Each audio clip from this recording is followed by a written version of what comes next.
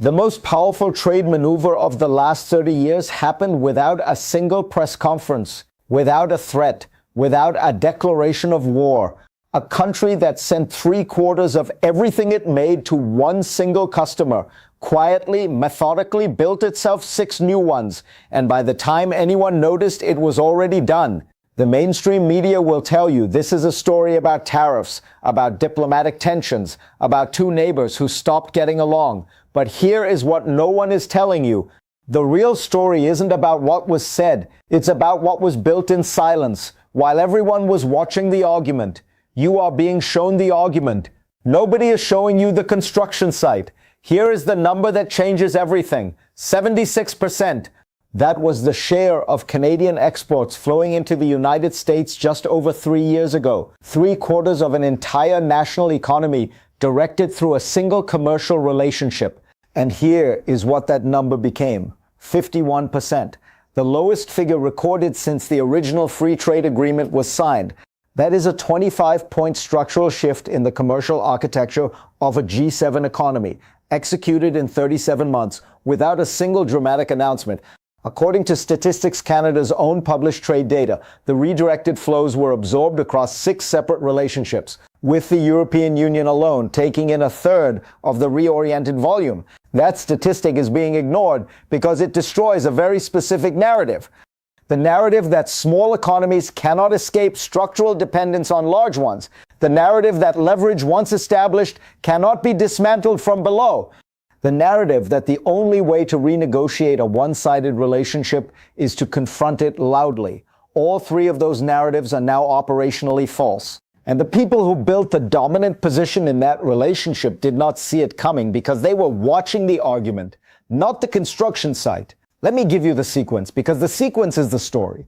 Approximately 40 months ago, a new government took office in Ottawa. Within its first weeks, it initiated what 3 senior officials later described to the international financial press as a deliberate institutional project premised on a single conclusion.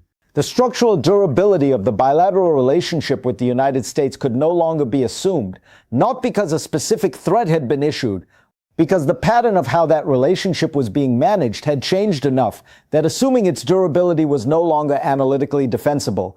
That conclusion did not produce a public statement. It produced 6 parallel work streams. The first involved the existing trade agreement with the European Union. That agreement had been legally ratified years earlier, but had been operating well below its full capacity because of procedural barriers that nobody had systematically prioritized removing. 31 months of coordinated technical work with the European Commission removed 84% of those barriers. The agreement started working the way it was always designed to work.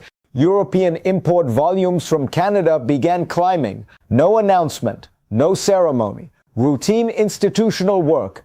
The second involved the Trans-Pacific Framework, a multi-country agreement covering Japan, Australia, South Korea, and 7 other Pacific economies. Canada had been a founding signatory. It had never operated the agreement at anything close to its full contemplated scope. Across the same 37-month window, the operational scaling of flows through that framework was documented by the Asian Development Bank as the largest sustained expansion by any single member in the agreement's history. That documentation appeared in institutional research reports. It did not appear on the evening news. The third involved the United Kingdom, which had been outside the European framework since its own exit and had signed a bilateral arrangement with Canada in the early months of the same government's tenure. That arrangement was operationally scaled across the following 33 months to flow volumes exceeding any equivalent bilateral relationship between 2 G7 economies outside of American pairings. The fourth involved India, a commercial relationship that had been structurally underdeveloped for a decade despite the obvious complementarity between the 2 economies. Sustained diplomatic engagement across the 37-month window produced operational scaling in a market that is, by any long-term measure, among the 3 most consequential commercial destinations on the planet. The fifth and sixth involved energy infrastructure and critical mineral processing. Both had been the subject of capital investment for years. Both were brought to operational deployment capacity in the final 14 months of the diversification window. precisely as the redirection of other commercial flows was reaching its operational threshold. None of these tracks was announced as part of a diversification strategy. Each was characterized, when characterized at all, as routine bilateral institutional work. The government of Canada did not hold a press conference to say it was reducing its dependence on the United States. It simply reduced its dependence on the United States quarter by quarter in statistics that were publicly available to anyone who chose to read them. Now, I want you to think about what this looks like from the outside. Imagine you are a landlord who has rented the same tenant for 30 years. The tenant pays on time. The tenant represents 3/4 of your rental income. You have spent years telling other people and occasionally telling the tenant directly that they cannot afford to leave because there is nowhere else for them to go. You have structured your own negotiating positions around that assumption. You have issued demands. You have set conditions. You have characterized the relationship publicly as one in which you hold the leverage because the tenant needs you more than you need them. Now imagine that across those same 30 years, the tenant quietly signed 5 other leases, fixed up 5 other apartments, got 5 other landlords to accept deposits. Did all of this without telling you. Did all of this in ways that appeared to anyone watching like ordinary maintenance.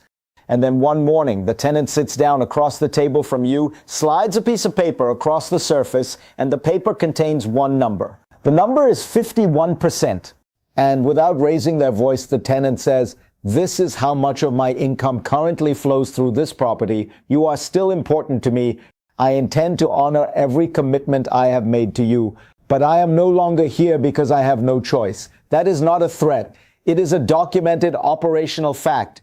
And documented operational facts cannot be negotiated with. Here is what most analysts are still getting wrong about this situation. They are framing it as a diplomatic rupture, as a relationship that broke under the pressure of political conflict, as 2 partners who failed to manage their differences and ended up in a worse position than before. That framing is incorrect. Not partially incorrect, structurally incorrect. What actually happened is not a rupture, it is a completion. The diversification was not a reaction to the conflict. The conflict was the context in which the diversification was executed. The work would have been done regardless, because the conclusion that prompted it was not about any specific dispute. It was about structural durability. And structural durability is not something you assess based on whether the current occupant of a position is friendly or hostile. You assess it based on whether the architecture of the relationship can survive any occupant. The surface explanation you will hear is that Canada responded to American pressure by finding alternative markets. That is true, but incomplete. The deeper structural reality is that the government of Canada concluded in its first weeks that the kind of leverage that had been structuring the relationship for decades was incompatible with the long-term institutional interests of the Canadian economy, and that the responsible response to that conclusion was not to wait for a crisis, but to build methodically and without drama an alternative architecture that would make the leverage inoperable before anyone had cause to deploy it. The rational logic that made this inevitable is worth naming clearly. If you are the smaller party in a structurally asymmetric relationship and you have reason to believe the larger party may choose to use its leverage against your interests, your dominant strategy is not to negotiate. Your dominant strategy is to quietly change the structural facts that make the leverage real. Negotiation preserves the asymmetry. Diversification dissolves it. And dissolution, once it reaches operational threshold, cannot be reversed by any subsequent negotiation because the leverage you would have been negotiating against no longer exists. The people who designed this understood that principle, and they understood something else. They understood that the window for executing the dissolution without triggering a countermove closes the moment the dissolution becomes visible. So they executed it entirely inside that window. And by the time it became visible, it was already complete. Imagine a room in Ottawa in the 3rd month of this government's tenure. Not a grand chamber, a working room, whiteboards, a small number of people who understand how trade flows are built and how structural dependencies are constructed. And on one of those whiteboards, someone has written 2 numbers, 76%, and below it, a target and a timeline, and the understanding shared by everyone in that room that the target will never be announced. Because announcing it is the one thing that would prevent it from being reached. The only insurance policy worth having is the one your counterpart doesn't know you've taken out. The meeting ends. The whiteboards are erased. The work begins. And somewhere in a different city, an official in a much larger building continues issuing demands to a counterpart whose structural situation is quietly, invisibly, irreversibly changing. What happens in the years ahead follows from the operational facts, not from the negotiating positions. In 2 years, the commercial relationships that absorb the redirected flows will have had time to compound. Supply chains that shifted provisionally will have made capital investments. Procurement frameworks that adjusted tactically will have restructured strategically. The institutional habits of 36 industries across 6 economies will have reorganized around the new architecture. And the cost of reversing that reorganization will exceed, for every party involved, the cost of maintaining it. In 5 years, the question of whether any single bilateral relationship can constitute the structural foundation of a G7 economy's commercial architecture will have been definitively answered by documented precedent.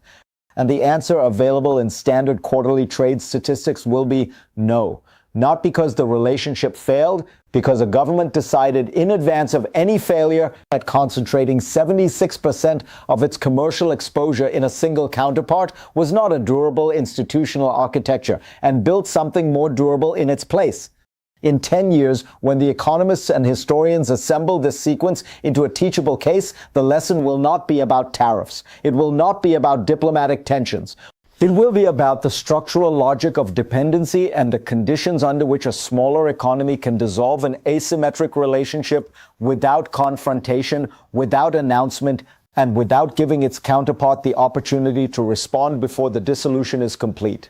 The lesson will be that the most consequential strategic moves are the ones that look from the outside like routine institutional work, until the day they don't.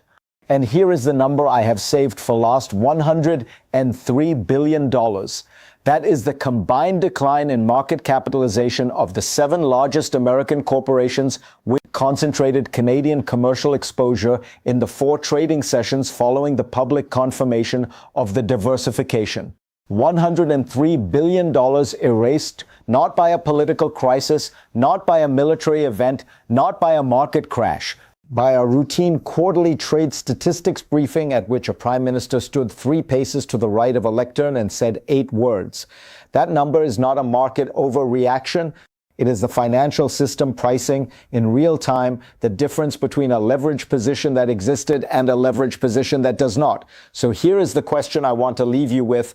If a G7 economy can reduce its structural dependence on the world's largest trading partner by 25 percentage points in 37 months of quiet institutional work, which assumptions about structural leverage in the global commercial order are still accurate, and which ones are already in the process of being dissolved right now in working rooms where whiteboards are being erased at the end of the day, the 21st century is not won by the economy with the most leverage. It is won by the economy that builds, before anyone notices, the architecture that makes leverage impossible to apply. $103 billion in 4 trading sessions, because the work had already been done,